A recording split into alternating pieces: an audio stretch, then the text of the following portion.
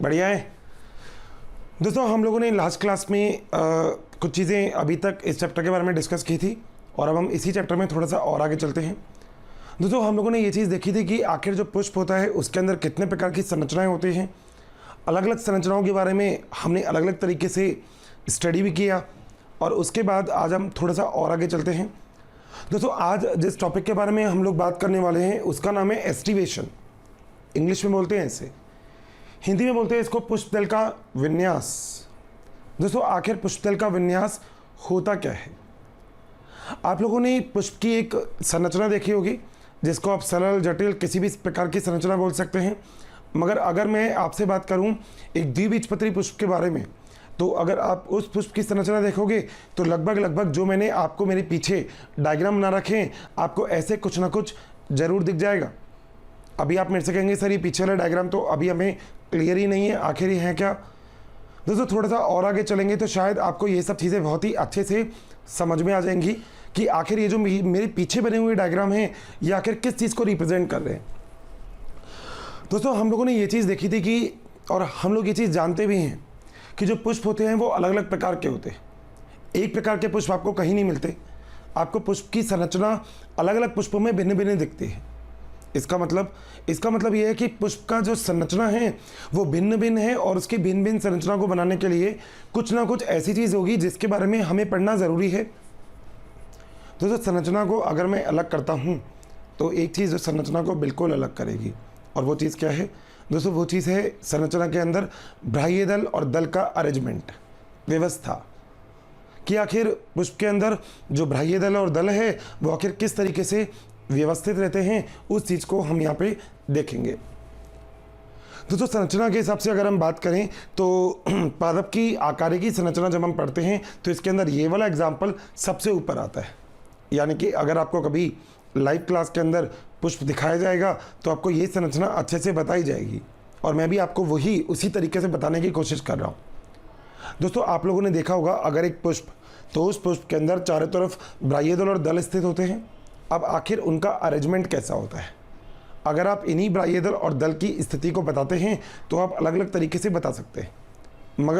मगर हम यहाँ पे ये चीज़ कहते हैं कि आखिर जनरल जितने भी पुष्प आप देखते हैं उनके अंदर इन बाह्य दल और दल का अरेंजमेंट कैसे होता है। दोस्तों इसी चीज़ को हम बोलते हैं पुष्पदल विन्यास। आगे इसी चैप्टर के अंदर हम अलग अलग प्रकार के पुष्पों के सूत्र के बारे में पढ़ेंगे। मतलब जैसे मैथ में सूत्र होते हैं ना, ऐसे ही बायोलॉजी में भी सूत्र है और उन सूत्रों को पढ़ने के बाद हमें ये बात बहुत अच्छे से पता लगेगी कि आखिर इनकी उपयोगिता क्या है। दोस्तों हम यहाँ पे बात करते हैं पुष्पदल विन्यास की। तो पुष्पदल विन्यास का मतलब क्या होता है, मैंने आगे इसकी डेफिनेशन लिख रखी है। इसका मतलब होता है बाह्य दल और दल के व्यवस्थित जो क्रम होता है उसे ही हम क्या बोलते हैं? पुष्पदल विन्यास। यानी कि बाह्य दल और दल जिस तरीके से व्यवस्थित रहेंगे उसे ही हम क्या बोलेंगे? पुष्पदल विन्यास। दोस्तों अगर ये पुष्पदल विन्यास की हम बात करते हैं तो आखिर ये पुष्पदल विन्यास कितने प्रकार के होते हैं? दोस्तों प्रकार के बारे में बात करेंगे। सबसे पहले दोस्तों पहला होता है इसमें कोर स्पर्शी, दूसरा होता है व्यावर्तित, तीसरा होता है कोरछादी, चौथा होता है ध्वजीय और पांचवा होता है किंसियत। अब इन पांचों के अंदर यह संरचना में सबसे पहले तो हमें याद क्या रखना है? दोस्तों याद रखने की पहली चीज़ तो है इसके उदाहरण जो बहुत ज़रूरी हैं। आप लोगों को अच्छे से याद होना चाहिए कि कोर स्पर्शी का उदाहरण है क्रूसीफेरी, सोलोनेसी और रिलिएसी। दोस्तों शायद आप में से बहुत सारे बच्चों ने ये वाले नाम पहली बार सुने हैं तो दिमाग में एक बात आती है कि सर ये सब नेम आखिर हैं क्या? दोस्तों आप लोगों ने एक बात सुनी होगी जो पीछे उदाहरण में भी लिख रखा है, मटर। और मटर को आप बोलते हो पाइसन सटाइवम, वैज्ञानिक नाम। मैंने बोला था आपको मीठी मटर, वैज्ञानिक नाम निल्थाइरस ओडोरेटस। मगर दोस्तों मैं वहाँ पे आपको एक बात और बताता हूँ और वो बात क्या है? वो बात यह है कि अगर आप कभी भी पुष्प के बारे में पढ़ते हो या किसी भी चीज़ के बारे में पढ़ते हो तो आप उसका वैज्ञानिक नाम लिखते हो, जैसे मैंने अभी आपको बताया। मगर दोस्तों आखिर वो किसी ना किसी कुल से भी तो संबंधित होगा। अगर मैं मटर की बात करूं तो वो लेग्यूमिनेसी कुल से संबंधित है। लेग्यूमिनेसी आपने सुना भी होगा, लेग्यूम पादप। मेरे हिसाब से नाइट्रोजन स्थिरीकरण जब आपने पढ़ा था तब आपने ये वाली बात 100% सुनी होगी। अब हम आगे चलते हैं दोस्तों। आगे हमारे पास एक बात आती है यहाँ पे, और वो चीज़ ये है कि आखिर जो पुष्पतल विन्यास है वो कितने प्रकार का हो सकता है। दोस्तों पहला पुष्पतल विन्यास है कोर स्पर्शी। दोस्तों कोर स्पर्शी का मतलब क्या होता है? कोर स्पर्शी का मतलब जितने भी आपको यहाँ पे अरेंजमेंट दिख रहा है ना, जितना भी, यानी कि आपको जितने भी दल दिख रहे हैं दोस्तों, उन दल की अगर आप संरचना देखोगे बहुत ही ध्यान से तो आपको दिखेगा वो दल एक दूसरे के निकट निकट स्थित है। देखो इस दल का किनारा ये रहा, इस दल का किनारा ये रहा, तो आप दल को कुछ इस तरीके से व्यवस्थित रखते हो। अगर आपको कभी भी ऐसी बात लिखनी है कि दो दल आपस में जुड़े हुए हैं तो आप कैसे करोगे दोस्तों? अगर आपको ऐसे लिखना है कि कोई भी दो दल है, या कई पुष्प ऐसे होते हैं जिनमें दो दल अलग अलग नहीं होते, ये दो दल जुड़े हुए होते हैं, तो कैसे करोगे दोस्तों? करने के लिए केवल इनके बीच में ऐसा बना देंगे, मतलब ऐसे। इसका मतलब है ये दो दल क्या हैं? जुड़े हुए। इसका मतलब अगर दल अलग अलग हैं तो आप इसके बीच में ऐसी संरचना नहीं बनाओगे, और अगर दल जुड़े हुए हैं तो आप इसके बीच में ऐसी संरचना बना दोगे। देखो मैंने यहाँ पे बना रखी है, बात सही है। अब सबसे पहले हम बात करते हैं किसकी? कोर स्पर्शी की। कोर स्पर्शी क्या होता है? क्रूसीफेरी, सोलोनेसी और लिलिएसी, इन तीनों के अंदर आपको देखने को मिलता है कोर स्पर्शी। इसके अंदर ये आपस में कोर एक दूसरे को स्पर्श नहीं कर रहे, मगर एक दूसरे के बहुत ही निकट या पास पास स्थित है। आपको ध्यान से डायग्राम में दिख रहा होगा, मतलब अगर एक ऐसा है तो एक ऐसा है, बिल्कुल पास पास स्थित है, निकट स्थित नहीं है बिल्कुल, मतलब निकट मतलब एक दूसरे को स्पर्श नहीं कर रहे हैं, ये ऐसे, इसे हम बोलते हैं कोर स्पर्शी। उदाहरण क्रूसीफेरी, सोलोनेसी और लिलिएसी, ये तीन इसके कुल हैं जो आपको याद रखने हैं। बात सही है। अगली चीज़, अगला दोस्तों आता है व्यावर्तित। अब अगली बात आती है कि सर आखिर ये व्यावर्तित क्या होता है? दोस्तों व्यावर्तित का मतलब होता है जिसमें एक दल का किनारा दूसरे दल को ढकता है। अब डायग्राम देखिएगा, मेरे ख्याल से ये सब चीज़ें क्लियर होगी। यानी कि एक दल का किनारा दूसरे दल के किनारे को ढक लेता है। अब देख सकते हैं यहाँ पे, देखो एक दल का किनारा दिख रहा है, ये ढका हुआ है इसके द्वारा, इसका किनारा इसके द्वारा ढका हुआ है, इसका किनारा इसके द्वारा ढका हुआ है, और इसका किनारा इसके द्वारा ढका हुआ है। इसका मतलब अगर मैं इनको बोल देता हूँ 1 2 3 4 और 5, तो आप बोल सकते हैं इन पांचों में एक का किनारा 2 के द्वारा ढका हुआ है और एक के द्वारा 5 का किनारा ढका हुआ है। दोनों चीज़ें आपको दिख रही है दोस्तों। इसका मतलब ये है कि अगर मैं इस प्रकार की संरचना की बात करूं तो मैं आपसे ये बोल सकता हूं किसी भी एक दल का एक किनारा ढका हुआ और दूसरा किनारा ढकने के काम आता है, यानी कि एक तो खुद ढक जाता है और दूसरा किसी और दल को ढकता है। आप अगर इन सभी डायग्राम में एक चीज बात देख रहे होंगे तो मैंने आपको दल की संख्या 5 ही बताई है। अब आप ये भी पूछ सकते हैं सर आखिर ये दल की संख्या 5 ही क्यों है सर? आप दल की संख्या 6 भी बना सकते थे। दोस्तों एक्चुअली द्विबीजपत्री में ज़्यादातर 5 दलों का विन्यास पाया जाता है, तो डायग्राम कुछ ऐसा बनाया जाए जिससे कन्फ्यूज़न बिल्कुल नहीं हो। तो कन्फ्यूज़न नहीं होने के लिए मैंने यहाँ पे आपके सामने केवल और केवल 5 दल बना रखे। तो मैंने आपको 5 दल की संरचना बनाई। इसका मतलब जो 1 नंबर का दल है इसका जो किनारा है वो 2 के द्वारा ढका हुआ है, दिख रहा है आपको। अगली चीज़ देखिएगा, जब 2 ने ढक लिया एक तो 2 का भी 3 ने ढक लिया, जब 3 ने ढक लिया एक तो 3 का भी 4 ने ढक लिया, जब 4 का ने ढक लिया एक तो 4 का भी किसने ढक लिया? 5 ने, और जब 5 ने भी ढक लिया एक तो 5 का भी किसने ढक लिया? 1 ने। बात तो सही है। इसका मतलब सबके सब एक दूसरे के किनारे को ढकते हुए क्रम में पाए जाते हैं, ढक देते एक दूसरे को, और इसे ही हम क्या बोलते हैं? इसे ही हम बोलते हैं व्यावर्तित प्रकार का अरेंजमेंट। बात सही है। इन दोनों में कोई दिक्कत? अच्छे से देखो, जल्दबाजी किसी चीज़ की नहीं है। सबसे इम्पोर्टेंट है कि अगर आप क्लास में अच्छे से पढ़ रहे हो तो उसके सबसे बड़ी ज़रूरी चीज़ ये है कि एक डायग्राम के तरीके से आप इस चीज़ को समझ सको बहुत ही आराम से। बहुत ही कॉम्प्लिकेटेड चीज़ है, बिल्कुल मैं मानता हूँ डायग्राम के अकॉर्डिंग, मगर उसको समझना आसान है। तो इसलिए मैंने आपको डायग्राम और नीचे 1 या 2 लाइन लिख दी है केवल समझने के लिए। यहाँ तक किसी को भी कोई भी डाउट? अच्छे से क्लियर है ये बात? ठीक है, इन दोनों को ज़रा एक बार देख लीजिएगा अच्छे से। मेरे हिसाब से कोई भी डाउट नहीं आएगा। आगे चलें। ओके दोस्तों, आगे हम बात करते हैं कोर छादी। कोर छादी का मतलब, कोर छादी का मतलब होता है एक दल के दोनों किनारे पास वाले दोनों दलों को से ढके होते हैं। यानी कि एक दल के दोनों किनारे पास वाले दोनों दल से ढके हुए होते हैं। पहली बात तो क्लियर हो गई। शेष दल व्यावर्तित प्रकार के होते हैं। क्या था व्यावर्तित? एक दूसरे को ढकेगा और दूसरा वाला पहले को ढकेगा, यही तो बात थी। यहाँ पे देखो, इसने ढक लिया, अब ये बाहर था तो ये अंदर हो गया, ये बाहर है तो ये अंदर हो गया।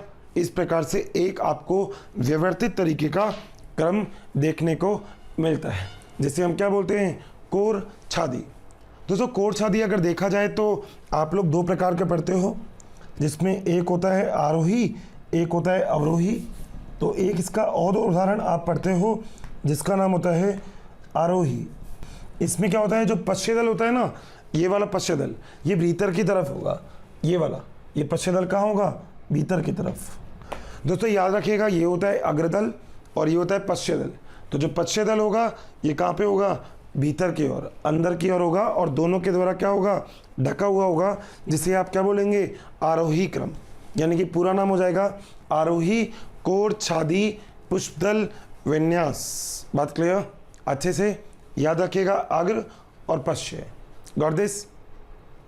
डन? ठीक है। अगली चीज दोस्तों, अगली बार यहाँ पे आती है जिसका नाम होता है ध्वजीय। दोस्तों ध्वजीय का एक उदाहरण है, जैसे मटर और सेम। मटर का वैज्ञानिक नाम आप सभी को अच्छे से पता है। क्या है इसका वैज्ञानिक नाम? बताएगा कोई? बिल्कुल सही, इसका वैज्ञानिक नाम है पाइसम सैटाइवम। इसको गार्डन पी भी बोलते हैं। ये आखिर मटर वही है जो मेंडल ने अपने पूरे के पूरे प्रोसेस में यूज़ में लिया था।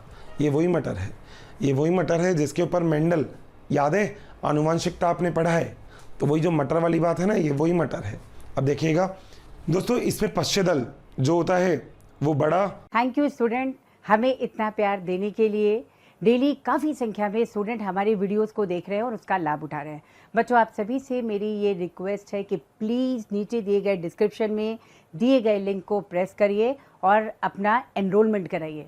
बच्चों इसके साथ ही जिन बच्चों को यहाँ पर डाउट सेशन की भी ज़रूरत है, साथ ही मटेरियल्स की भी ज़रूरत है, वो सभी हमारे प्रीमियम कोर्सेज़ को भी रजिस्ट्रेशन करवा सकते हैं। वे बाहर की ओर देखो, मैंने बोला था आपसे, इसे आप क्या बोलोगे? इसे आप बोलोगे पश्चिम दल। तो पश्चिम दल क्या है? बड़ा और बाहर की ओर, और अग्रदल कहाँ है? भीतर की ओर। बात सही है? तो दोस्तों अग्रदल होता है भीतर की ओर, पश्चिम दल होता है कहाँ? बाहर की ओर। और बाकी जो दोनों हैं ये आपको दिख रहा होगा किस प्रकार के हैं? व्यावर्तित। इसका मतलब एक बाहर और एक अंदर। बात सही है? बिल्कुल सही। अगली चीज़ है दोस्तों जिसका नाम है क्विंसियल।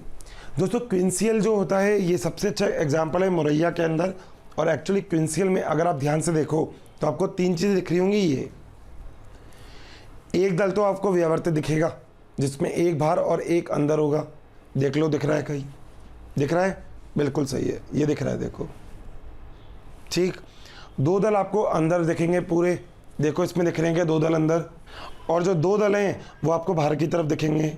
दिख रहे हैं क्या? बिल्कुल सही है। यानी कि दो तो बाहर, दो अंदर, और एक व्यावर्तित प्रकार का इसके अंदर अरेंजमेंट पाया जाता है। बात सही है? अच्छे से, कोई दिक्कत तो नहीं है किसी को भी? Got this? अब दोस्तों हम लोगों ने ये पूरा अच्छे से पढ़ लिया कि आखिर पुष्पदल विन्यास क्या होता है। अब जरा फटाफट से हम एक बार इसका रिवीजन कर लेते हैं कि आखिर अभी तक हमने क्या चीज़ पढ़ी है। ठीक है, सबसे पहले मैंने आपको बोला कि जो पुष्पदल विन्यास है ब्राही दल और दल के लगे रहने का क्रम होता है। जनरली अगर हम बात करें तो दल जिस प्रकार से लगे रहते हैं आपस में छूते हुए या आपस में अलग अलग, उसके हिसाब से हम लोग पुष्पदल क्रम को बताते हैं। इंग्लिश में इसे एस्टिवेशन या फ्लावर एस्टिवेशन बोला जाता है। बात सही है? ओके। अब दोस्तों पुष्पदल जो क्रम होता है, इस क्रम को आप फर्दर डिवाइड कर देते हो कितने भागों में? 5 भागों में। 5 भाग में जो पहला भाग है उसे हम बोलते हैं कोर स्पर्शी। दोस्तों कोर स्पर्शी में सारे के सारे जो दल होते हैं ये बिल्कुल किनारे पे पाए जाते हैं, एक दूसरे के किनारे पर। दिख रहा है आपको? इसे हम बोलते हैं कोर स्पर्शी। उदाहरण उदाहरण उदाहरण बहुत ही ज़रूरी है भैया, मजाक में मत लेना इसको। उदाहरण बिल्कुल अच्छे से याद करना है आपको, क्योंकि आगे जब हम पुष्प का क्रम लिखेंगे, जब हम पढ़ेंगे पुष्प के क्रम के बारे में, पुष्प सूत्र के बारे में, तो उस जगह पे इन सब चीज़ों की बहुत ज़्यादा ज़रूरत हो जाएगी। तो वहाँ पे ये नहीं होना चाहिए कि सर ये वाली चीज़ तो हमने अच्छे से पढ़ी नहीं है। सो प्लीज़ इसको ध्यान से देखिएगा। अगली चीज़, अगला होता है व्यवर्तित। दोस्तों व्यवर्तित आपको मिलता है कपास के अंदर, भिंडी के अंदर और गुड़हल के अंदर। ये आपको कौन सा वाला अरेंजमेंट मिलता है? व्यावर्तित। ध्यान से देखिएगा हर एक क्रम को, मैं वापस से बता देता हूँ। अगर आप इसमें देखेंगे तो आपको एक बाहर और एक अंदर मिलेगा, एक बाहर और एक अंदर मिलेगा, एक बाहर और एक अंदर, एक बाहर और एक अंदर और एक बाहर और एक अंदर, यानी कि एक बाहर और एक अंदर आपको किसके अंदर मिलता है? व्यावर्तित में। व्यावर्तित की यही श्रेणी आपको यहाँ पे भी मिलती है क्विंसियल में। बात सही है? आगे चलें। आगे होता है दोस्तों कोरछादी। दोस्तों कोरछादी होता है किसके अंदर? गुलमोहर में। गुलमोहर में जो आपके पास कोरछादी पाया जाता है उसमें क्या होता है दोस्तों? एक तो आपको दिखा होगा, और कौन सा? पश्चिम वाला, ये पूरी तरह से अंदर ढका हुआ होता है, जबकि जो अग्र वाला होता है ये पूरी तरह से क्या होता है? बाहर।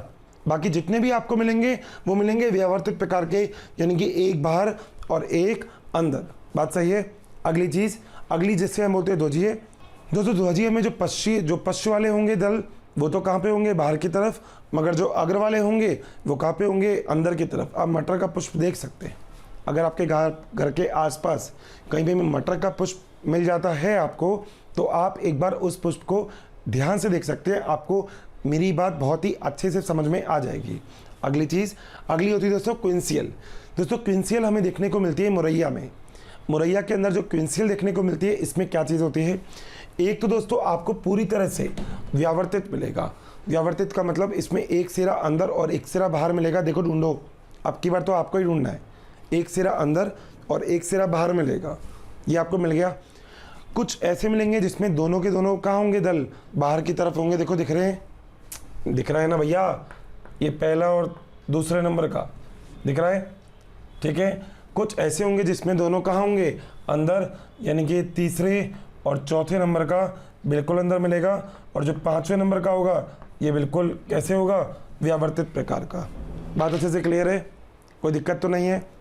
ये बात आप सभी लोगों को बहुत ही अच्छे से समझ में भी आई होगी कि आखिर हम पुष्प के अंदर किस प्रकार से पुष्प क्रम को, या किस प्रकार से हम देखते हैं कि पुष्प दल का विन्यास कैसे होता है।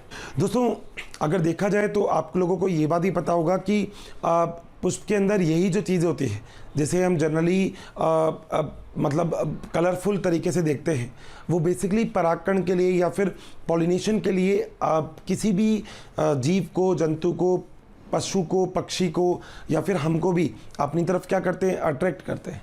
तो ये अट्रैक्शन की थोड़ी सी बात हो जाती है, तभी जो पुष्प होता है वो कलरफुल होता है, क्योंकि उसको अट्रैक्ट करना होता है। बात सही है? अच्छे से, कोई दिक्कत नहीं है? 100% गॉट दिस। इसको नोट करिएगा, फिर अपन आगे चलेंगे। अच्छे से डायग्राम को एक बार नोट करिएगा, या इसका स्क्रीनशॉट ले सकते हैं आप, बट अच्छे से, ठीक है? गलती मत करना यहाँ पे डायग्राम बनाने में।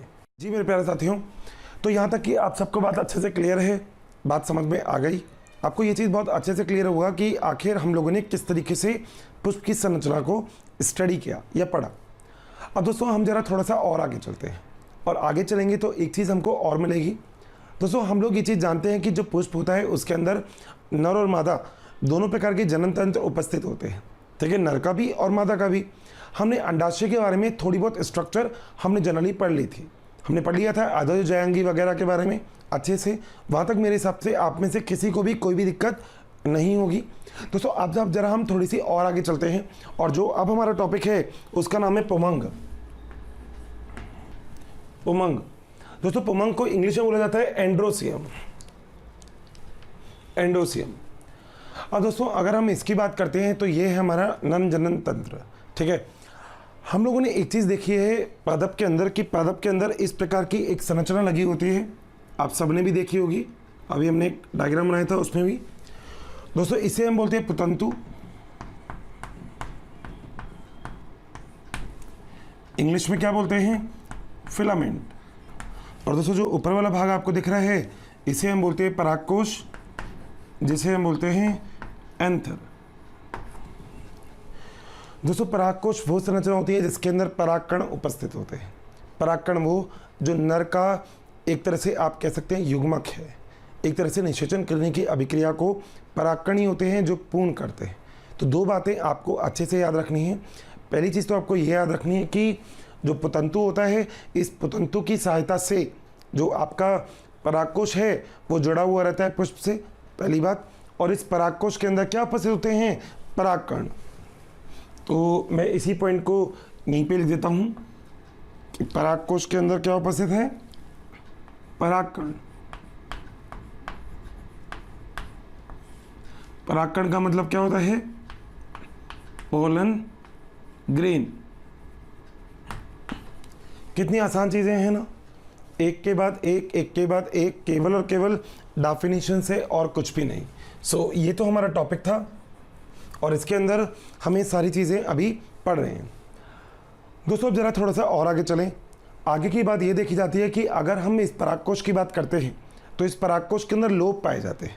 अभी आप देख रहे होंगे इसमें 2 लोब है, यानी कि 2 स्तर हैं, एक स्तर ये रहा, एक स्तर ये रहा। तो दोस्तों इसे हम बोलते हैं बाइलोब्ड, यानी कि जब 2 लोब होते हैं तो इसे हम क्या बोलते हैं? बाइलोब्ड। ठीक है। और दोस्तों कई बार ऐसा होता है जब एक ही लोब होता है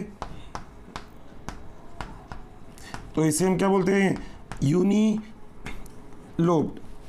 दोस्तों 1 लोब की अगर आप बात करें तो आपको ये मिलेगा मालवेसी के अंदर, और इसी यूनी लोब को हम बोलते हैं मोनोथिकस। क्या कहते हैं?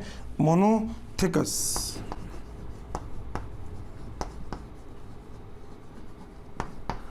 कई बार दिमाग में आता है कि सर आखिर ये मोनोथिकस की संरचना कैसी होती है?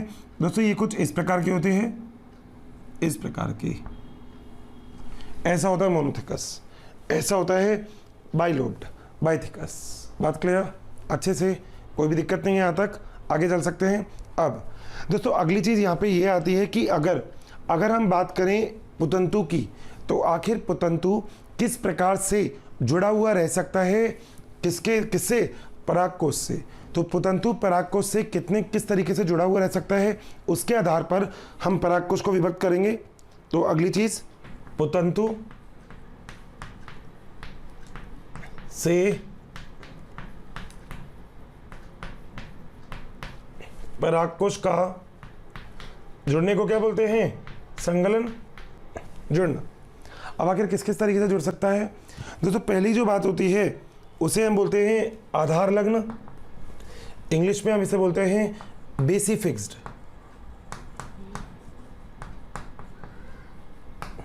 ठीक है। सो दोस्तों ये यहाँ पे फर्स्ट हो गया।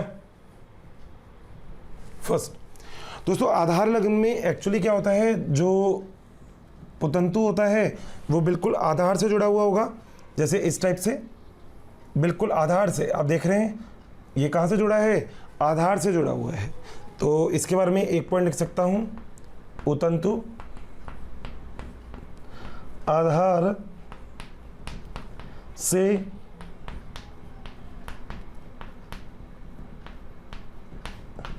संलग्न। दोस्तों उदाहरण, सरसों और मूली के अंदर आपको इस प्रकार की व्यवस्था देखने को मिलेगी। तो इसका उदाहरण और याद रखिएगा, एक है सरसों और एक मूली। दोस्तों दूसरा जो होता है उसे हम बोलते हैं पृष्ठलग्न। तो सेकेंड टाइप की बात करते हैं, नाम क्या है उसका? पृष्ठलग्न।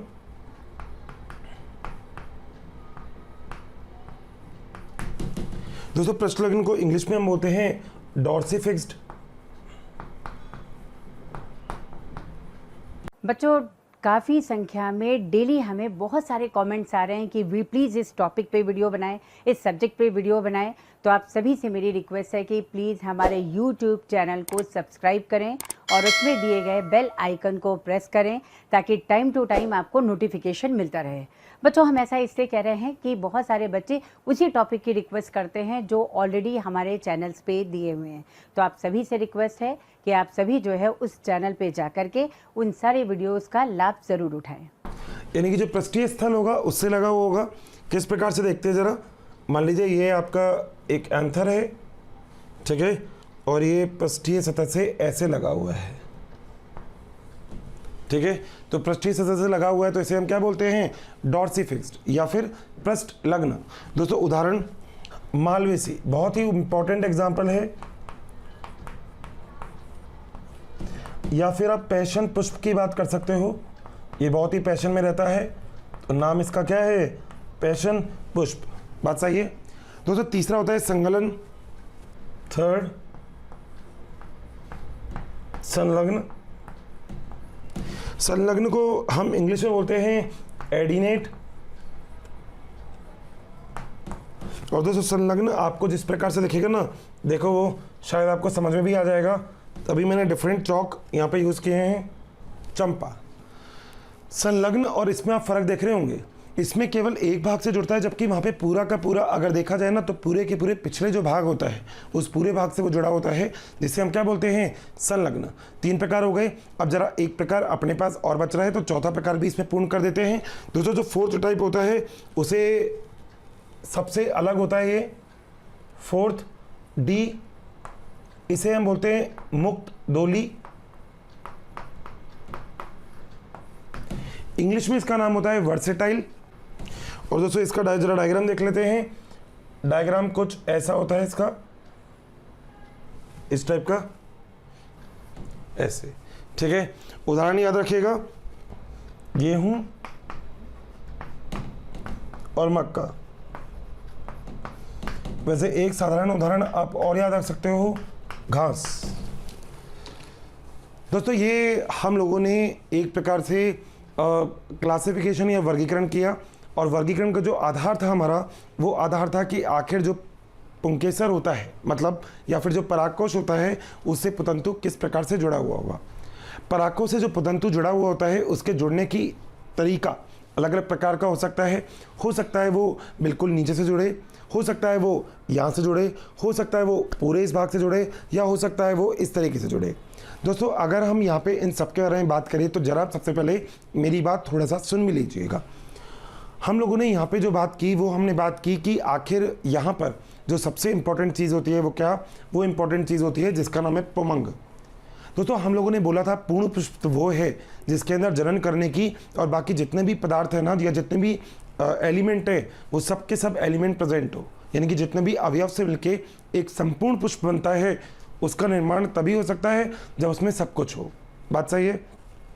अब हम लोगों ने ये वाली बात भी पढ़ी है कि अगर हमें जनन तंत्र को पूर्ण करना है पुष्प के अंदर, तो पुष्प के अंदर नर जनन तंत्र और मादा जनन तंत्र दोनों ही जनन तंत्र होने चाहिए। यानी कि अगर नर और मादा दोनों जनन तंत्र उपस्थित है तो फिर बिल्कुल बात परफेक्ट है, सही है, बात सही है, यानी कि वो वाला पुष्प तो और भी पूर्ण हो जाएगा। ठीक। अब दोस्तों हम लोग ये चीज़ जानते हैं कि जो नर जनन तंत्र है उसके अंदर सबसे इंपॉर्टेंट चीज़ क्या होती है, पुमंग। दोस्तों पुमंग का मतलब होता है एंडोसियम, इसका मतलब वो पूरा भाग जो नर जनन तंत्र को बनाता है। अगर आप पुष्प के अंदर बाहर की तरफ देखोगे तो चाइना रोज वगैरह के अंदर देख सकते हो आप, बहुत ही आसानी से आपको दिख जाएगा। उसके अंदर आपको दिखेगा कि वहाँ पे आपके ऊपर ही पर एक लोब, एक घुंडीनुमा संरचना पाई जाती है। इस घुंडीनुमा संरचना को आप लोग बोलते हो परागकोश, और परागकोश के नीचे की तरफ ये एक पुतंतु लगा हुआ होता है। बात सही है दोस्तों। परागकोश के नीचे ये जो आपको पुतंतु दिख रहा है, ये पुष्प से इस पूरे के पूरे भाग को जोड़े रखने का कार्य करता है। तो पूरे पुष्प से जोड़े रखने का कार्य कौन करेगा, पुतंतु। पुतंतु का अपना रोल है। कई बार पुतंतु अलग अलग भी होते हैं, मगर अब अभी हम आगे पढ़ेंगे कि पुतंतु जुड़े हुए भी होते हैं। अभी पढ़ेंगे हम, आगे ही आ रहा है, बिल्कुल ज़्यादा लेट करने की वेट करने की ज़रूरत ही नहीं है भैया अपन को। अगली चीज़ दोस्तों, यहाँ पे अगर हम परागकोश की बात करें तो ये 2 प्रकार का हो सकता है। एक वो जिसके अंदर 2 लोब हों, दिख रहा है आपको ऊपरी वाला डायग्राम में। एक वो जिसके अंदर 1 लोब हो, ऐसा। अगर 2 लोब होंगे तो जनरली जितने भी द्विबीजपत्री हैं आपको ऐसा देखने को मिलेगा। मगर अगर मैं 1 लोब की बात करता हूँ तो आपको ये देखने को मिलेगा मालवेसी में कुछ फूली हुई संरचना होती है, स्वेल।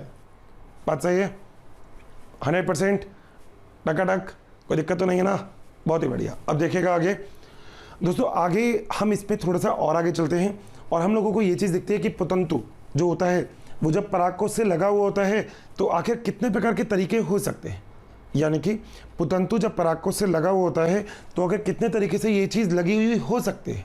देखिएगा दोस्तों, पहले या तो ये लगा होगा बिल्कुल आधारी भाग से, दिख रहा है आपको, या फिर ये लगा हुआ बीच में से, या फिर ये लगा हुआ पूरे पृष्ठीय, देखो पूरे के पूरे भाग से, या फिर ये कुछ इस तरीके का पेंडुलम की तरह से होगा। मैं बताऊंगा उसके बारे में भी, आइएगा। अगर आप बात करेंगे सरसों की और आप बात करेंगे मूली की, तो इन दोनों के अंदर क्या पाया जाता है, पुतंतु जो होता है वो आधारी भाग से जुड़ा हुआ होगा।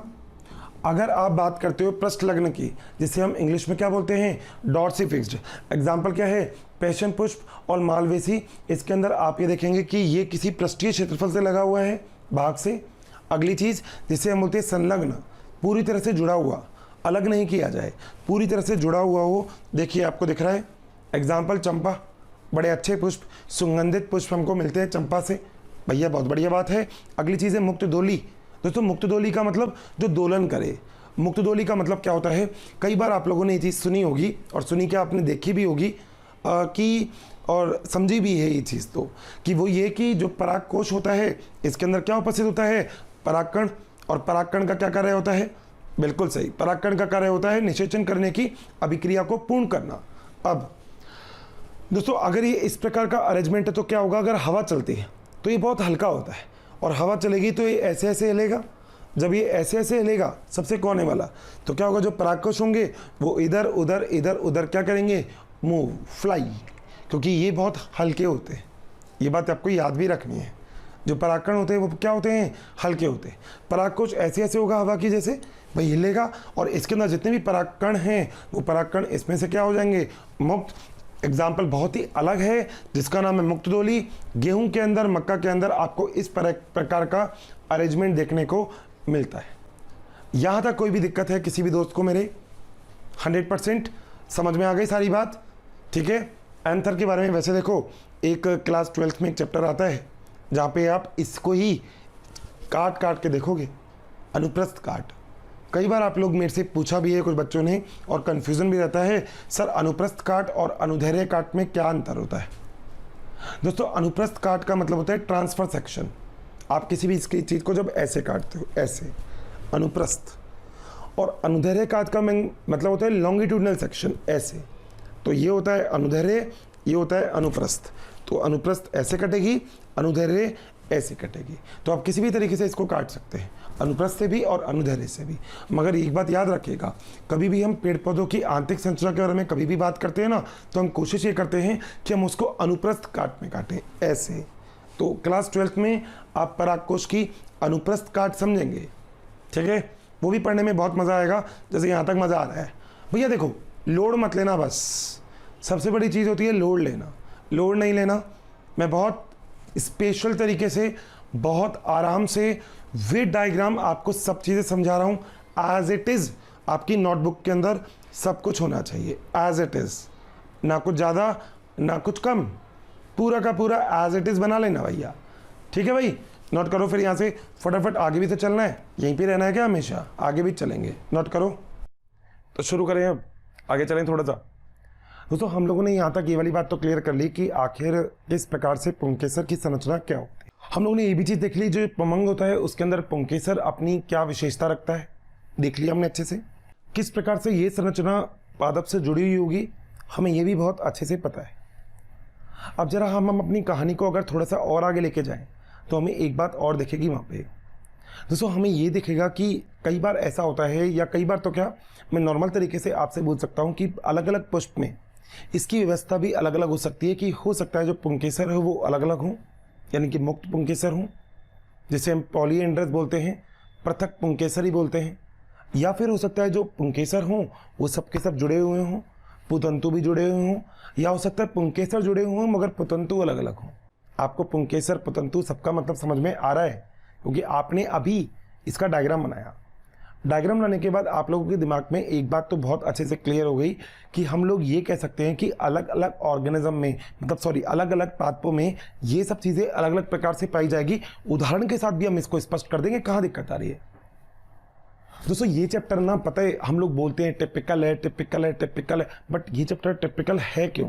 क्योंकि इस चैप्टर में डायग्राम्स हैं। मैंने शायद आपको शुरू से एक चीज़ बताई, और जितना भी अभी तक आज तक हम लोगों के साथ हम लोगों की जर्नी रही है, वहाँ पे आप लोगों ने एक बात बहुत अच्छे से देखी होगी कि मैंने बेसिकली डायग्राम के ऊपर ज़्यादा फोकस किया। दोस्तों अगर देखा जाए तो ये वाली बात ना हम में नहीं आती। हम का मतलब ये होता है कि आप और मैं मिलके अगर अपना अपना काम बहुत अच्छे से करेंगे तो फिर उसके बाद ये जो टिपिकल चैप्टर है ये भी बहुत ईजी हो जाएगा। हमें पता भी नहीं लगेगा कि सच में इतना आसान था ये चैप्टर। दोस्तों एग्जाम पॉइंट ऑफ व्यू से अगर देखा जाए भी तो भी ये चैप्टर बहुत इंटरेस्टिंग है भैया, मज़ेदार चैप्टर है ये। मजाक करने की बात तो ऐसी है कि चैप्टर खुद में ही एक बहुत अच्छा मजाक है, क्योंकि इसके अंदर बार बार अलग अलग प्रकार के पुष्पों के नाम आ रहे हैं। मैंने पहले भी आपसे बोला था, जब मैं पुष्प आपको पढ़ाना स्टार्ट किया था, मैंने आपसे बोला था आप पादप में बहुत सारी चीज़ पढ़ लेते होंगे, बिल्कुल मैं मानता हूँ, मगर उन सब चीज़ों में अगर आप पादप में बहुत अच्छे से पढ़ते हो तो वो है पुष्प। मगर सच में अगर पुष्प इतने सुंदर हैं कि आपको देखना अच्छा लगता है, आपको उसको सुगंध महसूस करना अच्छा लगता है, उसको बालों में लगाना अच्छा लगता है, लड़कियों को ना, लड़के तो नहीं लगाएंगे भाई, मगर बालों में लगाना अच्छा लगता है, तो आखिर उनकी संरचना क्या रहे भैया, थोड़ा सा पता कर लो। बायोलॉजी में ये चीज़ बहुत ज़रूरी है, ठीक है। तो अब जरा हम आगे बात करते हैं, और आगे मेरा जो आप टॉपिक है वो है पुंकेसरों की संरचना। दोस्तों संरचना क्या चीज़ होती है? संरचना का मतलब अगर हम पुंकेसर देखेंगे तो आकी इनकी संरचना आप लोगों को कितने प्रकार से दिख सकते हैं, आइए ज़रा उसके बारे में बात करते हैं। दोस्तों सबसे पहले मैं आपको ये वाली बात बता दूं कि अगर आप कभी भी पुंकेसरों की संरचना के बारे में बात करेंगे। बच्चों अगर आपको हमारे वीडियोस पसंद आए हैं तो इसे लाइक शेयर करना ना भूलें, ताकि ये वीडियो सभी ज़रूरतमंद बच्चों तक पहुंच सके। बच्चों आपके इतने अपार स्नेह के कारण हमारी पूरी मोशन टीम इतनी ज़्यादा मोटिवेटेड है और बेस्ट कंटेंट आपको उपलब्ध कराने के लिए हम सभी तत्पर हैं। तो उसके अंदर जो पहली बात होगी, जो इम्पोर्टेंट बात होगी वो ये होगा कि या तो जो पुंकेसर होंगे ना वो फ्री पुमंग होंगे, यानी कि मुक्त पुमंग। और दोस्तों इसको हम एक बात नाम और बोल देते हैं, इनको हम बोल देते हैं पृथक पुंकेसरी। और अगर आपको याद हो तो मैंने अभी आपको उसका वैज्ञानिक नाम भी बताया था, मतलब वैज्ञानिक नाम क्या है, इंग्लिश का नाम, जिसका नाम है पॉलीएंड्रस। ये तो हो गया पृथक पुंकेसरी। मगर दोस्तों कई बार ऐसी भी तो होता है जब हमको जो पुंकेसरी है उनमें ससंजन दिखाई दे, पुंकेसर जुड़े हुए दिखाई दे।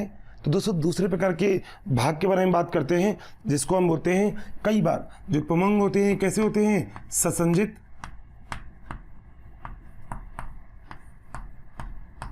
और इन्हें ही हम नाम क्या बोलते हैं, इन्हें ही हम बोलते हैं संघीयता, यानी कि जॉइंट है, ठीक है। अब दोस्तों अगर इस पूरे भाग की मैं बात करूं तो इसको मैं आगे जाके 3 भागों में बांट सकता हूं, 3 भागों में, ठीक है। एक भाग तो हो गया अपने पास, ये रहा फर्स्ट भाग। फर्स्ट भाग को दोस्तों हम क्या बोलते हैं, हम बोलते हैं फ्यूज्ड, यानी कि हम बोलते हैं एक ऐसी कंडीशन जिसके अंदर जो तंतु हैं वो फ्यूज्ड होंगे। तो ये सब की सब चीज़ में जो ये सब क्या है, फ्यूज्ड। बात सही है। फ्यूज का मतलब जानते हो ना, फ्यूज का मतलब होता है फ्यूज मतलब जुड़ा हुआ आपस में। अब हो सकता है या तो ऊपर का भाग ही जुड़ा हुआ हो, परागकोश वाला, हो सकता है या फिर नीचे का भाग जुड़ा हुआ हो, तंतु वाला, या हो सकता है पूरा का पूरा जो भाग है वो पूरा भाग जुड़ा हो। तो ये 3 भाग कौन कौन से होते हैं आते देखते हैं। दोस्तों सबसे पहले हम बात करते हैं यहाँ पे, जहाँ पे जो तंतु है वो तो जुड़ा हुआ होगा, परंतु परागकोश अलग होता है। पुतंतु और परागकोश में किसी को दिक्कत नहीं है ना, अच्छे से, ठीक है। दोस्तों अब इसमें हम इसको इंग्लिश में एक नाम बोलते हैं जिसे हम बोलते हैं एडल्फस। क्या बोलते हैं, एडल्फस।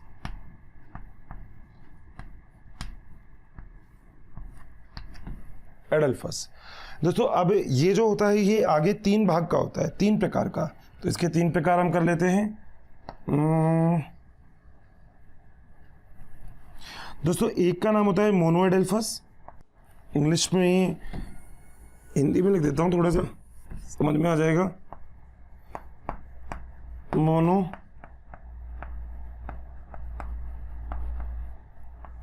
एडल्फस, या इसको हम बोलते हैं एक संघी पुंकेसरी। दोस्तों कहाँ देखने को मिलेगा ये आपको देखने को मिलेगा मालवेसी क्रूसीफेरी में। सो ये आपको देखने को मिलेगा कहाँ पे, मालवेसी में। सो उदाहरण याद रखिएगा बस एक ही, जिसका नाम है मालवेसी। दोस्तों इसका मतलब मैंने आपको बोला पुतंतु जुड़ा हुआ है मगर परागकोश अलग अलग है। पता है कैसी संरचना मिलेगी दोस्तों, पुतंतु तो ऐसे करके देखो जुड़ा हुआ है, ठीक है, मगर ऊपर की तरफ जो परागकोश है वो सारे के सारे क्या हैं, अलग अलग। डायग्राम बनाइएगा, बस डायग्राम बनाएंगे तो चीज़ें आसान हो जाएंगी, डायग्राम नहीं बनाएंगे तो चीज़ें टिपिकल रहेंगी। तो प्लीज़ डायग्राम बनाइएगा इनका, ठीक है। दोस्तों दूसरा होता है जिसका नाम होता है द्विसंगी पुंकेसरी या डाइएडल्फस। यह होता है द्विसंगी पुंकेसरी। देखो द्विसंगी का मतलब इसमें जो 9 होंगे, 9 ये तो कैसे होंगे, फ्यूज्ड होंगे। फ्यूज्ड का मतलब जुड़े हुए, जबकि जो एक है वो कैसा होगा, अलग होगा। मतलब मेरे प्यारे साथियों कुछ ऐसा, एक तो अलग हो गया, मगर जो बाकी 9 हैं ये 9 जुड़े हुए होंगे। ऐसे बना लीजिएगा 1, तो ये 9 बना लीजिएगा। तो 9 तो जुड़े हुए हैं और एक क्या है, अलग। दोस्तों तीसरे प्रकार की अगर हम बात करेंगे तो उसका नाम होगा बहु एडल्फस, यानी कि पॉलीएडल्फस। तीसरा भाग ऐसे कर देते हैं, यानी कि बहुसंगी पुंकेसरी। ठीक है, और बहुसंगी पुंकेसरी में अगर हम बात करें तो इसका एग्जाम्पल बहुत इंपॉर्टेंट है, नींबू और कैस्टर। कैसा होगा दोस्तों, ये कुछ इस प्रकार का होगा। देखिएगा अलग अलग तरीके से दिख रहा है। दोस्तों एक डाइएडल्फस का उदाहरण और याद कर लीजिएगा, जिसका नाम है पेपिलियोनेसी कुल। तो यहाँ तक की बात मेरे हिसाब से मेरे जितने भी दोस्त हैं सबको बहुत अच्छे से क्लियर होगी। मैं अभी जरा इन चीज़ों को एक बार रिपीट भी कर देता हूँ। तो हम लोगों ने बात की है पुंकेसरों के ससंजन के बारे में। हम लोगों ने बात की कि आखिर जो पुंकेसर होते हैं उसमें कितने प्रकार के ससंजन हो सकते हैं, वो किस प्रकार से जुड़े हुए होते हैं। इन सब संरचनाओं को हम यहाँ पे अध्ययन कर रहे हैं। अध्ययन करने की बात जो पहली आती है वो आती है मुक्त पुमंग, यानी कि जो पुमंग होगा वो पूरी तरह से मुक्त होगा, अलग अलग होंगे सब के सब। बात सही है दोस्तों, इसे हम बोलते हैं पॉलीएडेंड्रस। अब अगर कुछ ऐसी कंडीशन आती है जिसमें जो पुंकेसर हैं वो संयुक्त होते हैं, तो संयुक्त होने की कंडीशन कैसी हो सकती है, तो उससे संगठित होने की पहली कंडीशन हो सकती है जिसे हम बोलते हैं एडल्फस। एडल्फस कंडीशन वो होती है जिसमें जो पुतंतु हैं वो तो जुड़े हुए होंगे, मगर जो पुंकेसर हैं वो मतलब जो परागकोश हैं वो क्या मिलेंगे आपको, अलग अलग मिलेंगे। परागकोश ऊपर वाले जो आपको बनाए थे ये भूलना मत, ये जो आपको बनाए थे ये तो अलग अलग मिलेंगे, मगर ये जो नीचे वाले हैं ये सबके सब क्या मिलेंगे, एक फ्यूज्ड। फ्यूज्ड का मतलब पास पास, बहुत ही नज़दीक, घनिष्ठता ज़्यादा होगी इनमें। दोस्ती, भैया दोस्ती ज़्यादा है इनमें, दोस्ती ज़्यादा मतलब घनिष्ठता ज़्यादा, और घनिष्ठता ज़्यादा मतलब ये बहुत प्यारे वाले दोस्त हैं, अच्छे वाले, जैसे आप हो मेरे, मैं हूँ आपका दोस्त। बहुत ही बढ़िया, शाबाश। तब आइएगा अगली चीज़ क्या होता है, 3 प्रकार का होता है दोस्तों। ये जो पहला होता है जैसे हम बोलते हैं मोनोएडल्फस, दूसरा होता है जैसे हम बोलते हैं डाइएडल्फस, और जो तीसरा होता है इसे हम बोलते हैं पॉलीएडल्फस। दोस्तों मोनोएडल्फस क्या होता है, मोनोएडल्फस एक संगी पुंकेसरी होता है। इसके अंदर एक देखो ये हो गए और साइड में आपको परागकोश दिखेंगे। डाइएडल्फस में क्या होगा, डाइएडल्फस में 2 प्रकार की चीज़ें मिलेंगी, जिनमें एक तो फ्यूज्ड यानी कि संयुक्त होंगे, जबकि एक बिल्कुल क्या होगा, अलग। और बाकी देखो ये फ्यूज्ड है, मतलब 9 तो क्या है, फ्यूज्ड। फ्यूज्ड का मतलब जुड़े हुए और एक अलग है। देखो ये 9 के 9 तो क्या है, फ्यूज्ड एक से, जबकि एक क्या है, बिल्कुल अलग। एग्जाम्पल पेपिलियोनेसी कुल। तीसरी चीज़ जिसे हम बोलते हैं पॉलीएडल्फस, बहुसंगी पुंकेसरी, नींबू और कैस्टर। ठीक है, लिख रहे हैं नींबू और कैस्टर, इसको अच्छे से लिख देता हूं मैं, नींबू और कॉमा करके करना कैस्टर। बात सही है। तो पहला तो हो गया एडल्फस। दोस्तों दूसरी जो चीज आती है उसे हम बोलते हैं युक्त। युक्त दूसरा जो आता है उसे हम बोलते हैं युक्त कोशी।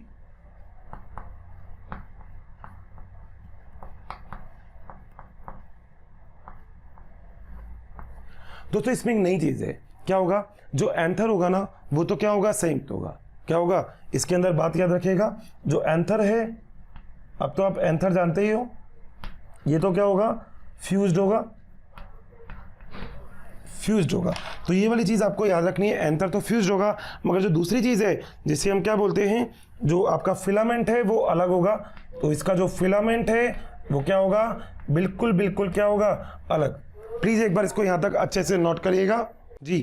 तो यहाँ पे क्या होगा, जो एंथर होगा वो तो क्या होगा, फ्यूज्ड होगा, जबकि जो फिलामेंट है वो क्या होंगे, अलग अलग। दोस्तों इसका एक उदाहरण आप लोग याद रखिएगा, सनफ्लावर जिसे आप सूरजमुखी कहते हैं,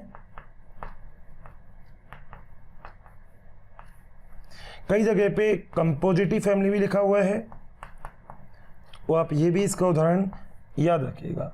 कुल तो हम लोगों ने 2 बात पढ़ ली।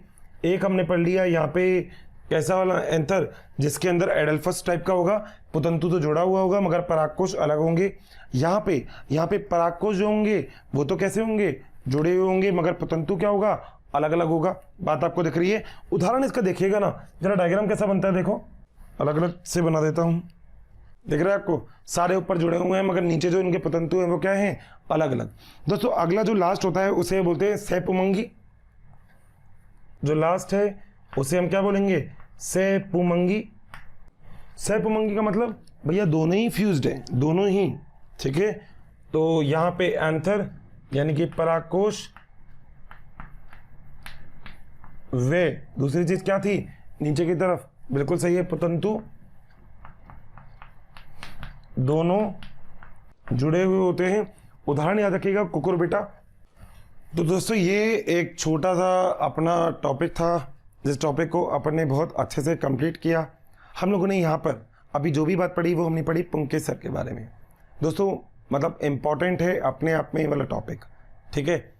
और इम्पॉर्टेंट इसलिए है क्योंकि आप लोगों को ये बात भी अच्छे से पता है कि पादप के अंदर जनन करने की क्षमता इसके अंदर पाई जाती है जो हम क्लास 12 में पढ़ेंगे।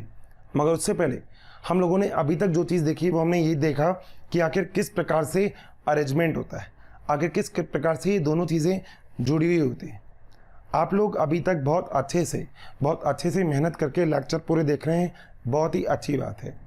चैप्टर कंप्लीट होने के बाद लास्ट ईयर के जो भी क्वेश्चन हैं वो मैं एक बार आपको करवाऊंगा, ठीक है। एक बार रिवीजन हम उस चीज़ का करेंगे, मगर उससे पहले आपको एक बहुत अच्छा सा काम करना है।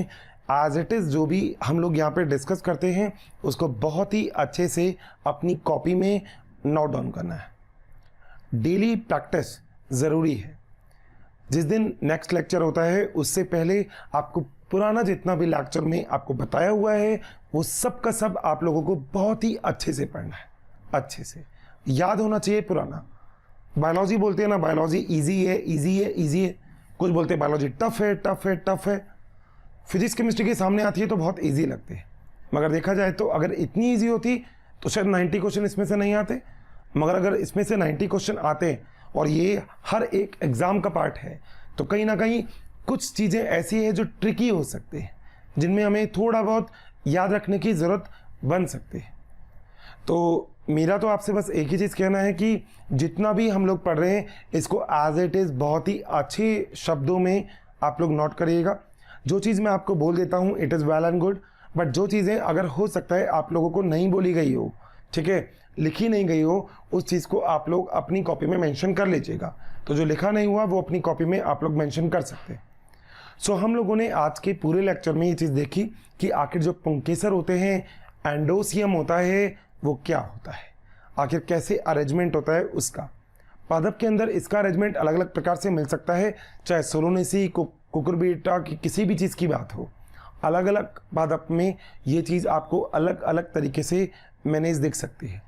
हमने अभी तक यही बात पढ़ी है जो आपको याद करना और समझना दोनों बहुत ज़रूरी है। Got this? अच्छे से दिक्कत तो नहीं है ना भैया कोई भी? 100% लॉक कर दें, ठीक है। तो यहाँ तक प्लीज़ बहुत ही अच्छे से पढ़िएगा और शेयर करिएगा अपने दोस्तों को और सबको, और मगर इस चीज़ की नॉलेज रखिएगा डायग्राम के साथ। जितने भी डायग्राम मैं आपको ड्रॉ कर रहा हूँ एज इट इज़ आपको डायग्राम आपको भी ड्रॉ करने हैं, क्योंकि इन डायग्राम के थ्रू इनको समझना बहुत ही आसान हो जाएगा, ठीक है भाई। तो मिलते दोस्तों फिर अपने अगले लेक्चर में। Till then bye bye, take care. बच्चों अगर आपको मेरी वीडियोस पसंद आई है तो बाकी के कंटेंट के लिए इस नंबर पे कॉल करें 180021217999। Thank you.